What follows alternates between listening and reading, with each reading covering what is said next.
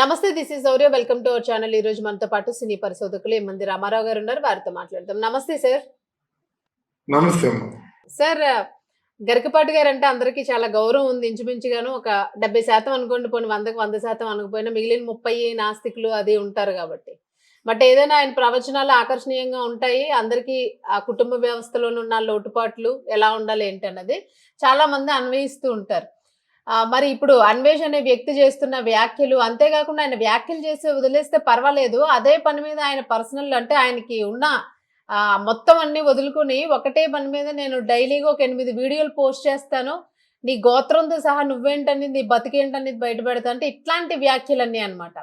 So మీరేమంటారు? అంటే కనీసం వయసులో పెద్దవారు ఆయన, అది కూడా ఇంకితం లేకుండాను ఆహ్, హ్మ్.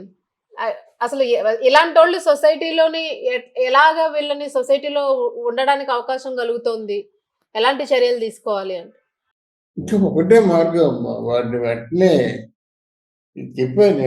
అంటే భారత ప్రభుత్వం కానీ మన స్టేట్ గవర్నమెంట్ వల్ల కాకపోతే ఏదో విధంగా మనం ఎంతసేపు అమ్మా ఒక ఒక ఒక ఒక ఒక నేరస్తుడిని పట్టుకోవాలంటే మనకి 24 గంటల్లో ఏ దేశంలో ఉన్నా సరే ఆ నేరస్తుడిని తీసుకొచ్చి ఇండియాలో ప్రవేశపెట్టవచ్చు.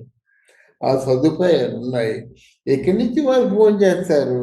ఎక్కడ థాయిలాండ్ ఉన్నాడా, ఎక్కడున్నాడో చూసుకుంటాం. మలేషియాలో ఉన్నాడు, ఎక్కడున్నాడో చూసుకున్నట్టయితే సంబంధిత ఇప్పుడు ఈ ఫోన్ ట్రాక్స్ ఉంటాయి కదా, దాన్ని బట్టి వాళ్ళు ఎక్కడున్నారు, ఫోన్ ట్రేసింగ్. అవును.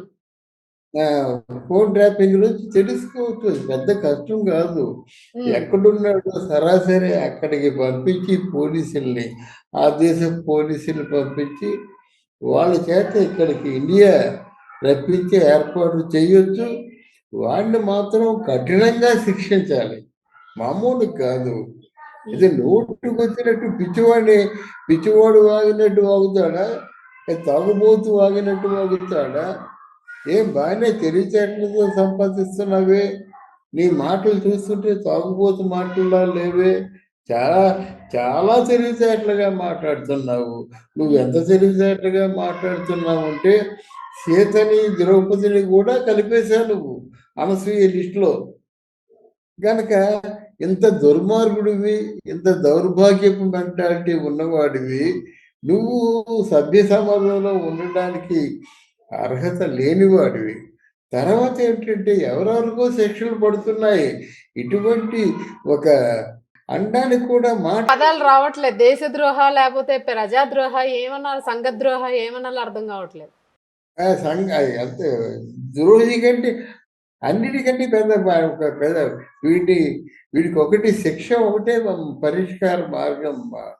ఎందుకంటే వాడు నిజంగా వాళ్ళ ఏ జన్మ ఏ అంటే ఎవరిని కూడా కంపేర్ చేయలేము. దీనికి డెఫినెట్గా స్టేట్ గవర్నమెంట్ ఇంట్రెస్ట్ తీసుకోవాలి. ఇక గరిగిపాటి వాడి తాలూకు జాతకం చెప్తానంటే వీడేవి ఎవడమ్మా జాతకం చెప్పడానికి? గరిగిపాటి ఎక్కడ? ఒక సూర్యుడి మీద చూస్తూ మనం ఆయన మీద ఏదో చేద్దాం అనుకున్నట్టుగా అది మన మీదే పడుతుంది. అర్థమైందా? ఒక సూర్యుడు గరిగిపాటి అయితే కిందున్న అల్పుడు, అధముడు, దుర్మార్గుడు వీడు, ఈ అన్వేషుడు. గనక ఆయన గురించి మాట్లాడే అర్హత లేదు, నైతికమైన అర్హత లేదు. వాడు వీడియోలు బయటపడ్డేమిటి? నిజంగా వాడు ఒకవేళ మగ పుట్టకే పుట్టుకున్నట్టయితే వాడు వచ్చి గరిగిపాటి ముందు నుంచొని ఈ మాటలు మాట్లాడండి. అంత గరిగిపాటి వరకు ఎందుకు?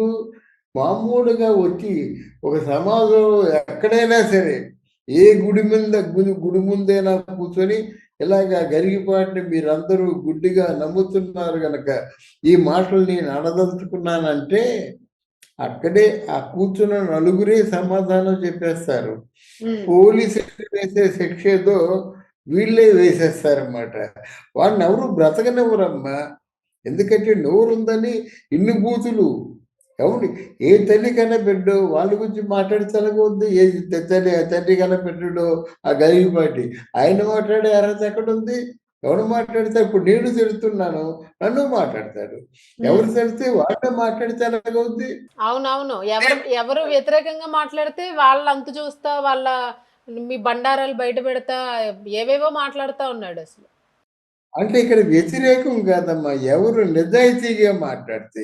హ్మ్. హ్మ్. వాడు ద్రౌపది సీతని ఒక ఒక ఒక ఏదో ఎవరితోనో పోల్చినట్టయితే వాడు వ్యతిరేకంగా మాట్లాడేముంది? "ఏమిరా వెధవా! నీకు నోరా? లేతే తాడిపట్టా" అని అంటాం కదా! "ఏమిరా దుర్మార్గుడా! ఏమిరా నీచుడా! ఏమిరా సంఘద్రోహి" ఎన్నైనా అంటాం. హ్మ్. అది వ్యతిరేకం కాదు. ఉండదు. వాడు ఎలాగైతే ఉండదు ఉన్నట్టు మాట్లాడుతున్నామో, మనం కూడా ఇంకా నువ్వు బతికెందుకున్నావురా నువ్వు? నీలాంటి వాడు చావడం మంచిది అని ఇలాంటి మాటలు మాట్లాడుతాం మనం. ఇది హ్మ్. వ్యతిరేకం కాదు. ఇది ప్రతి ఒక్కరికి కూడా గుండె లోతుల్లోంచి వచ్చే మాట. అవును. కనుక వాళ్ళందరి మీద వీడియోలు చేస్తాడా? తీయమని చెప్పండి.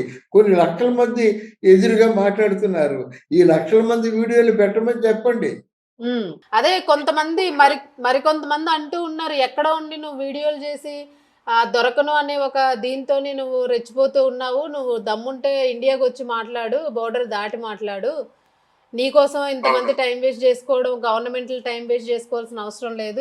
నీకు మాట్లాడే దమ్ముంటే ముందు వచ్చి ఇప్పుడు గరికపాటి గారిని అనేటప్పుడు గరికపాటి ఇంటి ముందుకొచ్చి మాట్లాడితే ఇంకా బావుంటది.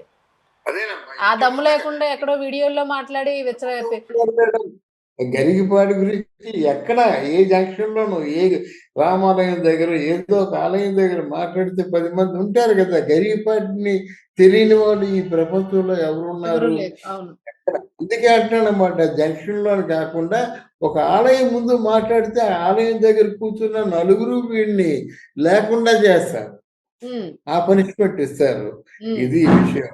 తర్వాత రైట్. ఏంటంటే వీడు చాలా ప్రమాదకరమైన మనిషి అమ్మా. కరోనా ఆ! కంటే కరోనా బ్యాక్టీరియా కంటే చాలా ప్రమాదకరమైన అదే మనిషి. సార్ దట్టు ఏంటంటే ఆయన మాట్లాడిన మాటల్లో కాషాయం గురించి ఎక్కువ మాట్లాడుతా ఉన్నాడు. కాషాయ జెండాలు పట్టుకున్నోళ్ళు, బత్తాయి పళ్ళు అది ఇది అని మాట్లాడుతా ఉన్నాడు. అంటే ఏదో ఒక ఆహ్, రాజకీయంగా గూడా రెచ్చగొట్టే ధోరణి కనిపిస్తుంది. అంటే హిందూ ధర్మాన్ని ఎక్కువ అంటూ ఉన్నాడు. అంటే ఎక్కువగా బీజేపీని టార్గెట్ చేస్తూ ఉన్నాడు అనే వాదన వినిపిస్తుంది ప్రజల నుంచేను. మీరేమంటారు? బీజేపీని టార్గెట్ చేయడం కూడా కాదమ్మా. వీళ్ళ మీద కొంత అన్య మతం తాలూకు ఇన్‌ఫ్లూయెన్స్ ఉంటుంది. ఎవరికైనా సరే ఇప్పుడు హ్మ్. సహజంగా హిందువుల్ని తిట్టేవాళ్ళు ఎవరున్నారు? ముస్లిములు తిట్టరు. హ్మ్. హిందువుల్ని తిట్టేవాళ్ళు, వేలెత్తి చూపించేవాళ్ళు ఎవరుండరు. వీడేమో సంపాదన కోసం ఏమైనా చేస్తాడు. అంటే హ్మ్. మానసిక వ్యభిచారం ఎంతైనా చేస్తారన్నమాట. ఎవరో డబ్బులిస్తాను అంటారన్నమాట. ఈ సంపాదనతో పాటు అదో సంపాదన.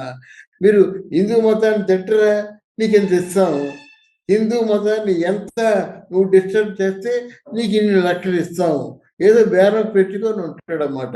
అది కూడా నిజమే. అదే బేరం అటువంటి పెట్టుకోకపోతే అనుమానాలు గూడా వ్యక్తం చేస్తూ ఉన్నారు. ఎందుకంటే కాషాయ జెండా పట్టుకున్న వాళ్ళు అని తిడుతూ ఉన్నాడు. మరి అది అవునమ్మా. ఎంతవరకు పోతుంది ఏంటి అందు అన్నదైతే మాత్రము అందు హ్మ్. అందువల్ల ఇప్పుడు లోకేష్ లాంటి వాళ్ళు గట్టిగా పూనుకొని లోకేష్ పూనుకుంటే ఉంది ఒక రోజులో వస్తాడు.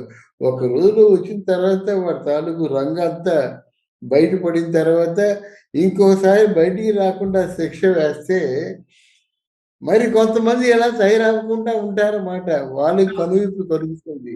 అది అవును. నేను చెప్తుందన్నమాట. దీనికి మాత్రం డెఫినిట్‌గా లోకేష్ లాంటి వాళ్ళు, పవన్ కళ్యాణ్ లాంటి వాళ్ళు సరైన శ్రద్ధ తీసుకోవాలన్నమాట. హ్మ్. దాన్ని ఇమ్మీడియేట్‌గా శ్రద్ధ తీసుకొని వితిన్ 24 అవర్స్ వచ్చేలాగా చేసి వాడిని శిక్ష పూర్తిగా తేటతెల్లం తర్వాత హ్మ్. ఓ గుట్లో పడేస్తే అప్పుడు చేసుకోమని చెప్పు. వందలు చేస్తాడో, వేలు చేస్తాడో, హ్మ్. లక్షలు చేస్తాడో వీడియోలు. హ్మ్. అప్పుడు గాని వీడికి బుద్ధి రాదు. రైట్. నిజంగా అన్వేషణ మాత్రం అలా వదిలేయడం అది కరెక్ట్ కాదు. ఆ! అది ఏంటంటే ఒక క్రానిక్ అయిపోతుందన్నమాట రాను హ్మ్. రాను. ఈ గాయం కాస్త క్రానిక్ అయినట్టయితే దాన్నెవరు పెద్ద ఆహ్, వాడేమో ఇక గూండా అయిపోవచ్చు. లేతే పెద్ద సంఘ విద్రోహక దాన్నేమంటారు? శక్తిలాగా మారే అవకాశాలు గూడా ఉండొచ్చు అంటున్నారు. ఆ దేశ ద్రోహానికి కూడా పాల్పడొచ్చు. హ్మ్.